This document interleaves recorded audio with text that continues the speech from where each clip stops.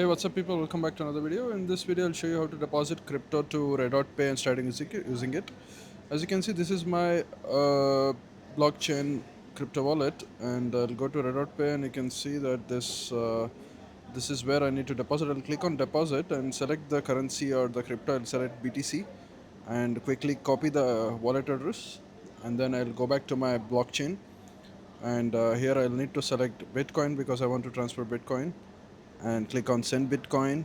I'll paste this wallet address from Redot Pay to this address, to address here.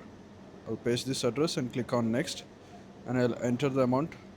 So I'm gonna be getting $29 here. I'll have to select whether who I'm sending this to. I'll select this as myself, and okay, and then next is selecting the wallet destination. It is usually BTC, or you can select other wallet. Let me search if there is BTC TRC. I'll select other and then click on next and confirm, and that's it. We will have the BTC is now sent. I'll go back to Reddit and show you guys that we have some transactions here that are pending. So this will take some time depending on the fees.